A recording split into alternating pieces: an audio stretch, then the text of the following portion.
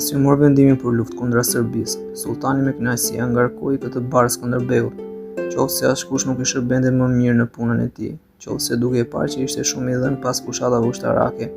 dhe aq i hedhur në rreziqe, shpresonte që të britej në ndonjë rast turbullëzi, siç ndodh shpesh nëpër lufta.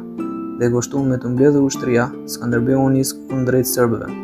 Në kundërshtim me zakonin që kishte, ai u tregua atëherë diçka më armiqësor kundrejt të krishterëve, me qëllim që po t'i bënte bisht e të mos shfrytëzonte rastin që do t'i paraqitej për të fituar kundra këtij armiku, të mos i fuste dyshime me sultanit, mendja e të cilit ishte qysh përpara e pirur për të besuar të gjitha, dhe të cilën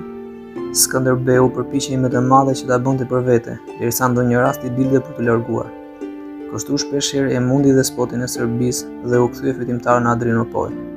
Dhe prap kur despoti i filloi të ngrinte krye, përsëri u dërgua kundër tij me ushtri më të mëdha.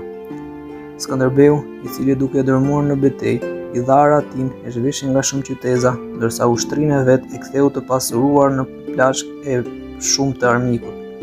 Me të pushuar lufta jashtë, sultani u kthye prap prurësit të fitores e të qetësisë me të njëjtën qëllim të kopshëm. Ai shpalli ndeshje të pazakonshme, duke vënë çmime shumë të mëdha, sepse e dinte që Skënderbeu s'kishte për të refuzuar, me qëllim që ta vinte vështu atë në rreziqe nga më të ndryshme.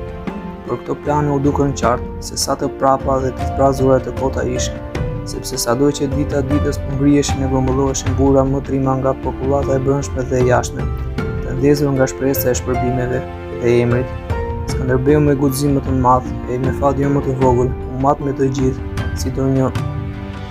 vigan fatal për admirimin dhe simpatinë e të gjithëve. I fitoi vetë edhe shpërblimet e laptet. Megjithë këtë bullëri kaq të madhe të këtij njeriu, e cila do t'i kishte zbutur ndjenjat e egra dhe krenare dhe të një armiku, vetëm sultani nuk mundi të shtinte në zemër ndonjë farë butësie. Përkundrazi, duke i ushtuar çdo ditë më tepër dyshimi, shpirti i tij e gëzoi e ndizej më keq, duke ngulur këmbë për të gjetur ndonjë farë ndryshim tjetër. Skënderbeu, me që këto kurthe po zbuloheshin pak e nga pak, dhe i duke e vështirë që të shpëtonte gjithë këtyre kurtheve, po të qëndronte më gjatë pranë Tiranit, vendosi më në fund ta vinte në zbatim planin për të shiruar mbretërinë atërore,